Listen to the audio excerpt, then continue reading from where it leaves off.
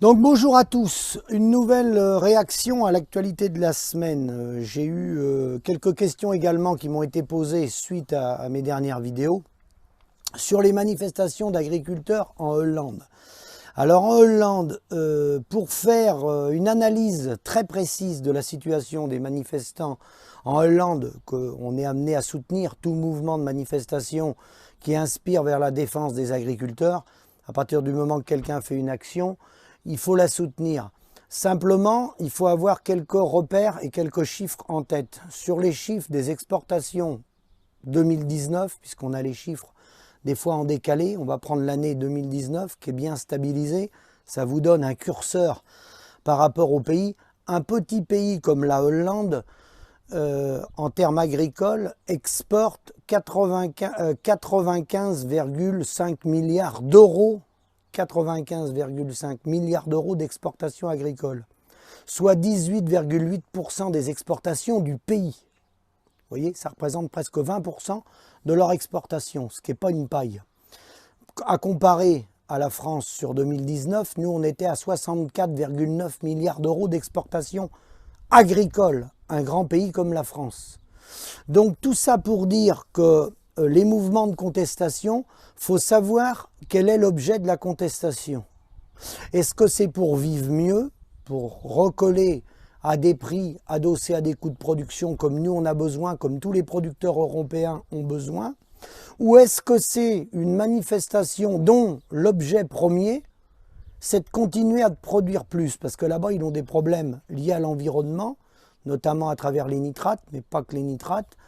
Et les gouvernements, quels qu'ils soient là-bas, veulent réduire l'empreinte agricole sur le pays, car ça a des conséquences terribles sur l'eau, etc. Donc si l'objet de la manifestation, c'est de maintenir un système super productif qui, je vous le rappelle, depuis 20-30 ans, la stratégie des agriculteurs hollandais était quand même de prendre des parts de marché et de tuer les autres pays européens en produisant toujours plus. Le lait, le porc, et ils sont très puissants également en horticulture. Donc si le but du jeu, c'est de maintenir un modèle économique pour continuer de produire beaucoup, pour écraser les Français, les Belges, les Espagnols, les Italiens et les Allemands, c'est pas le bon chemin. Si c'est pour modifier, comme nous on est en train de le faire tranquillement, ça va pas assez vite, notre modèle en allant vers, certes, une souveraineté, mais plus d'autonomie, sans surproduction, pour aller écraser les pays voisins, oui. Mais si c'est pour tenir un modèle super productif, super endetté, n'oubliez jamais que la plupart d'entre eux sont endettés pour une génération et demie. Allez un petit peu voir, j'en connais quelques-uns, des Hollandais, des agriculteurs que je côtoie, ça me permet d'avoir déjà des contacts et puis de savoir un peu ce qui s'y passe. C'est des producteurs laitiers que je connais, mais je connais un petit peu aussi en horticulture, hein, là-bas, comment ils fonctionnent. C'est pas comparable à chez nous, la terre est chère, c'est une petite surface, donc attention aux comparaisons.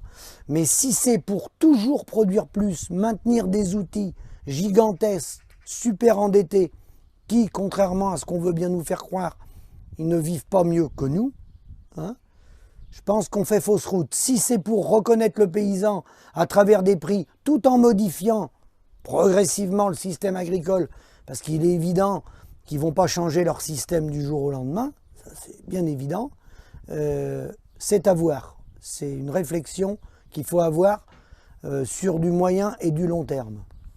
Sinon, dans la deuxième partie de ma vidéo, je voudrais vous faire part de mon expérience. Beaucoup de gens sont appelés au téléphone par des gens, souvent des réseaux chambres d'agriculture, départementales ou régionales, pour faire ce qu'ils appellent des statistiques. Ils font en permanence des statistiques pour voir l'évolution du monde agricole et dans certaines filières. Donc moi j'ai été appelé par une dame des réseaux chambres d'agriculture pour les statistiques, pour me demander mon avis c'était tout un questionnaire sur la filière biologique, l'agriculture biologique. Alors, je l'ai très bien reçu, poliment, au téléphone. Je lui ai dit que je ne souhaitais pas répondre à son enquête et que je ne pouvais pas répondre à son enquête.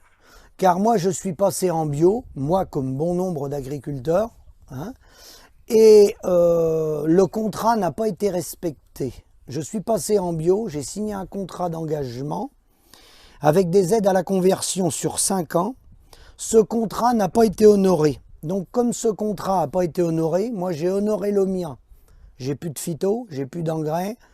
Je suis dans une laiterie où j'ai plus de protéines françaises, j'ai plus de protéines étrangères, c'est interdit. J'ai le droit qu'à des protéines françaises. Je respecte le cahier des charges, je désherbe plus. Les antibiotiques, on n'en utilise quasiment plus. Voilà, on a un protocole, voilà, plus d'antibiotiques, même plus d'antibiotiques, voilà. Donc j'ai respecté mon contrat d'engagement. Par contre, le contrat d'engagement que j'ai signé avec l'État, qui a renvoyé ça à ma région, les Pays de la Loire, Monsieur Bruno Retailleau et la région, Madame Lydie Bernard à la région, n'ont pas respecté mon contrat d'engagement que j'avais. Moi, comme d'autres agriculteurs, hein, je ne suis pas le seul. Je parle toujours en général. Je ne parle pas jamais de cas personnels. D'accord ? Donc, le contrat n'a pas été honoré. Il n'a pas été payé. Donc, la femme que j'ai respectée poliment, je lui ai répondu et je lui ai demandé si elle avait un contrat de travail. Elle m'a répondu que oui. Je lui ai demandé si son contrat de travail était respecté. Elle m'a répondu que oui, son salaire était respecté ainsi que ses congés payés et que c'était normal, sinon elle saisissait les prud'hommes, ce qui est tout à fait normal. Alors moi je lui ai dit que mon contrat n'ayant pas été respecté, j'ai essayé de faire du combat juridique, ce qui est peine perdue, parce que le politique, monsieur Retailleau et madame Lydie Bernard se couvrent après avec l'État. C'est l'État qui a décidé de supprimer une partie des budgets dédié à l'agriculture biologique en appui avec la FNSEA et que si on va au tribunal, on peut y être environ 5 ans ou 6 ans. Et ensuite, on finit à l'Europe, au tribunal européen, puisque 2/3 de ces aides venaient de l'Europe. 2/3 de ces aides venaient de l'Europe. Elle était versée aux États membres et c'est ensuite les États membres qui reversent aux agriculteurs en conversion biologique. Donc 2/3 de l'Europe, 1/3 de l'État. Donc l'État n'ayant pas honoré ses engagements, mon contrat n'a pas été respecté, j'ai tout simplement poliment refusé de répondre à l'enquête de cette dame et je lui ai dit que j'étais prêt à répondre à son enquête lorsque j'aurais été payé du contrat, je dis bien du contrat, que j'ai signé avec les engagements. C'était une précision que je tenais à tenir, à vous dire à tous, hein, une précision. N'hésitez pas. Faites passer ma chaîne, je m'exprime, je réponds aux questions en fonction des emplois du temps que j'ai. N'hésitez pas à communiquer ma chaîne à d'autres agriculteurs et à d'autres consommateurs. Je vous ferai d'autres vidéos plus détaillées, notamment sur l'agroalimentaire, les filières de l'ANIA. Et comme je vous l'ai promis avant le mois de septembre, des vidéos détaillées sur ce qui sont les tenants et les aboutissants des filières agroalimentaires qui verrouillent totalement les agriculteurs. Et ça, personne n'en a encore jamais parlé.